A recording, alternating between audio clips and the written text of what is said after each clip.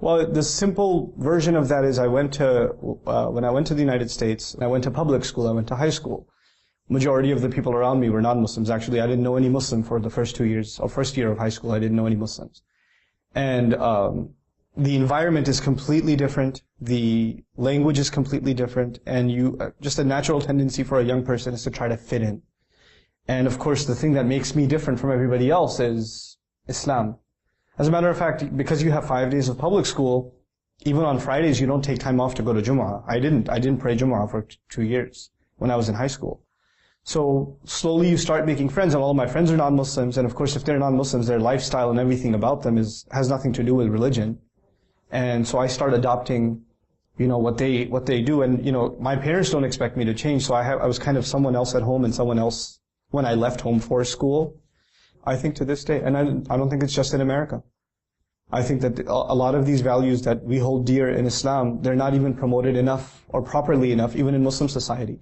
I used to think, before I traveled outside of the US, that what I went through is something is specific to me, doesn't happen to other people. As a matter of fact, it's happening to millions of people even today. And a point came where, you feel guilty when you're living a life that is against the teachings of your religion. And you nobody likes to feel guilty. So eventually you have to decide, either you're going to accept a religion, or you don't want to feel guilty anymore, and you just get rid of the thing that makes you feel guilty. Just kill your conscience and just do what you want to do. And that's the road I chose to take at one point. It reminds me of a hadith, الْمَرْءُ عَلَى دِينِ خَلِيلِهِ فَلْيَنْظُرْ أَحَدُكُمْ مَنْ يُخَالِلُ. I was completely away from Islam, even early on in college. And I happened to meet, قَدَّرَ اللَّهُ مَا شَاءَ فَعَلَ. I just happened to meet this young person who was putting up a flyer for the Muslim Student Association. And I asked him what that was about, and I thought, if it's a Muslim Student Association, they must have the best parties, because they must get Muslims from all the countries at their parties. So I asked him, do you guys party? And he said, yeah, we party. But when I went, it was just these two guys, and they're discussing something about the Quran or something. I thought, this is not a place for me. But these guys were really nice to me. And they started spending time with me, they were giving me rides home, and slowly but surely, I still wasn't praying or anything. But one day, one of those friends, he just pulled over to pray. And I just felt bad, and I prayed just because he was there. And I just got a taste of it, and before I knew it, I was praying 5 times a day again and relearning how to pray. I didn't even remember how many rak'ah there were in Maghrib, and what do you recite, when you sit in qu'ud. I had to go through all of that over again. But I did, alhamdulillah, and I attribute it entirely, Allah made my friends a way to do that. One of the most important messages I think that benefited me, that I hope other Muslims can benefit from, is, number one, there's nobody who's hopeless. Because, if you saw me in college, and you were religious, and you just came out of Salat, and you saw me walk by in high school, you would look at me and say, Astaghfirullah al-Azim, look at these people. I was one of those guys. But then somebody decided not to judge me, and just think of me as just a human being who has some goodness in them, And we have to do that for other people. We have to have some patience with them in giving them Islam. And it's not going to happen overnight. And this brother that I'm talking about, one of my best friends in life, he never actually gave me da'wah to Islam.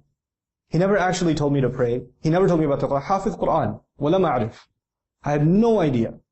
And he's the one that, just through his company, little by little by little, and it was a good year-long process that he did this with me for, subhanallah, that I came towards the deen.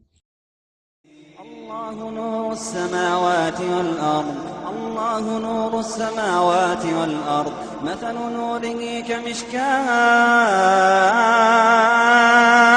كمشكاة فيها مصباح المصباح في زجاجة الزجاجة كأنها كوكب دري يوقد من شجرة مباركة زيتونة لا شرقية ولا غربية يكاد زيتها يضيء ولو لم تمسس نار نور على نور نور على نور يهدي الله لنوره من يشاء يهدي الله لنوره من يشاء يضرب الله الأمثال للناس والله بكل شيء عليم.